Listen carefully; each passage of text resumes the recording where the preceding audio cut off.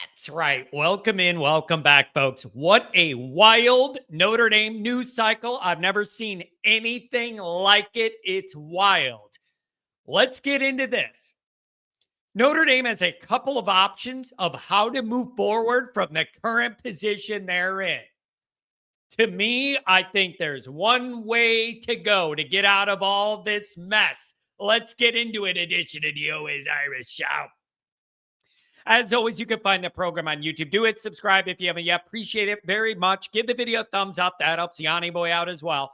Notifications, and I'm telling you, with the news cycle the way it is, have those notifications on because you never know when news is going to break. Make sure you don't miss anything. Twitter, the Notre Dame haters have no problem finding me, but if you do, search bar Always Irish or at Always Irish Inc. Emails alwaysirishnd@gmail.com. I am way behind on responding to emails. So many people want to have their voice heard, have arguments. They're emoting. They're mad. They have a plan. Here's what Notre Dame should do. I'm way backed up and I'm just admitting it. Audio only, anywhere you want it. You could get it on a podcast. If you're sick of looking at my face, God bless you. We've been doing 3.5-hour morning shows. I'm sick of looking at my face. Trust me. Notre Dame on SI. Read all about it. Article for you every day. Patreon.com/alwaysirish. Just a wonderful community of Notre Dame people, all bonded by this common love. Great content creators. We built something special there. Thanks to all of you that have been with us all season. And a big thank you to the people that stick around year-round, not just when there's games. Man, you guys, you have no idea what that means to us, especially those of you that stick around. Okay. What a wild ride. Welcome in, welcome back. Just a wild and unfortunate last handful of days in Notre Dame land. There is no way to sugarcoat it. This has been a nightmare news cycle the last few days. You went from Sunday morning with the third best odds to win a championship. 2 hours later, the season's over. You are getting roasted and ripped coast to coast by everyone in every direction. And your head coach has heavy NFL rumors surrounding him. Other than that, wasn't it a nice parade, Mrs. Jackie Kennedy? Like, there's no sugarcoating it. We are in uncharted territory here. Things are dicey, and I need Notre Dame to figure out how to seize control of some of the narrative around their program and decide how best to move forward. What happened here the last few days is not normal. Even in the old dynamic of everybody's against Notre Dame, you're an independent, you're different, nobody likes the different kid. That's why they get made fun of at school. Even before all of this, you knew that Notre Dame hatred existed. This whole dynamic here is at a different level. This is not the normal Notre Dame people. Nobody likes Notre Dame. This is a big deal. And this stuff isn't going away. You know how the news cycle is. Something's a big deal in the articles or whatever. And 3 weeks later, nobody's talking about it. This is going to linger. The CFP dynamic's going to linger. Opting out of the bowl game is something that's going to be used against Notre Dame for a long time. Like, I want to make that clear.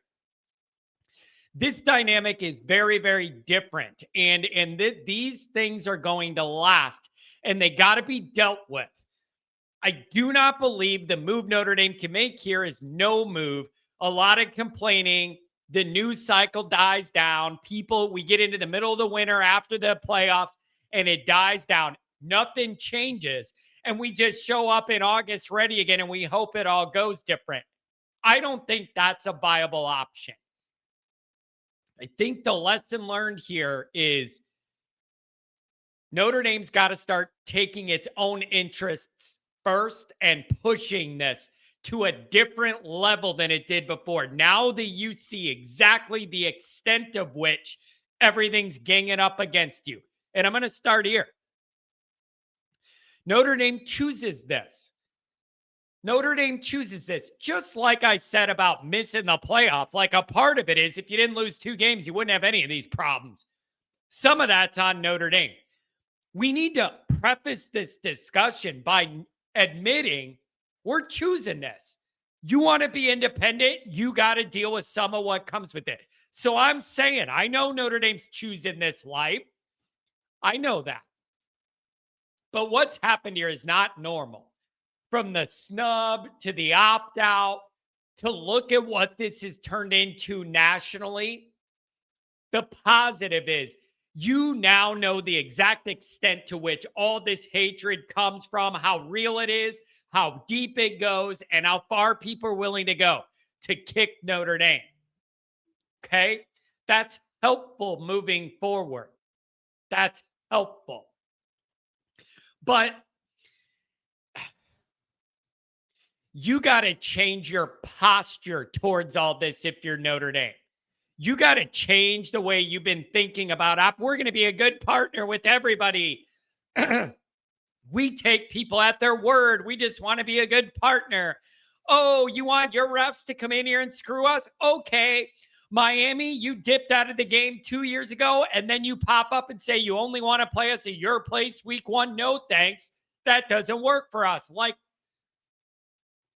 the media stuff, just figuring everybody's acting in good faith. I need Notre Dame to be more aware of the dynamic they're in and understand what you're up against and change your posture towards all of this into a more Notre Dame first posture. What we need, what we want, not kowtowing to everybody else to play nice. That has gotten you nowhere. Nowhere. Time for recalibration. So now that you know the extent of which the powers that be are really stacked up against you, what does Notre Dame do? Here's my answer. You quit this nice guy act and you double down on everything Notre Dame is and has been. You double down on all of it. The only other answer is to cave and join the Big Ten or the SEC or something and just do the conference thing. That's the easy answer that resolves a lot of these issues, is doing that. I don't think Notre Dame wants to do that. The only other answer is you double down on all the Notre Dameness everybody hates. You lean into that heel turn. You double down. America's team? Nah, we're going to be America's most hated team. You double down on everything they hate. And you do it bigger, louder, and prouder than you ever have before. You lean into being hated. The fans go over the top. The donors get mad and donate more. Just like Andrew Gilmore said on his call this morning, you double down on the donations, everybody's mad. If there's a player, we're getting them. You run up the score on everybody you play next year. You know why? Because you have to. That's the thing. It's like, what do you mean? You're winning by, 40 and you're still trying to score with it. This playoff cycle proved nothing. Notre Dame's never safe. I could make the argument they got to run up the score on everybody. I want that first handful of games next year are a joke. I want 70s put on the board to prove a damn point. So the fans need to double down, go over the top. It's us against everybody. We're doing it our way. The donors get mad and pony up double to make up for this, and we're going to get the best roster, and we're going to win it our way. They're going to be Notre Dame men, but we're getting the best athletes too. Run up the score on everybody because you have to, and you start making demands instead of kowtowing to everybody else. The refereeing situation, the scheduling, the media, and how it goes. It needs to be on our terms from now on. And you don't want to play ball? You don't get any of the benefits of when things are good with Notre Dame and the money windfall that comes from that. So unless you're just going to bow down and join a conference to be like everyone else, the only other angle Notre Dame has is to go scorched earth and double down on everything independent about Notre Dame you can. That's the only other angle, you guys. That I only see two solutions.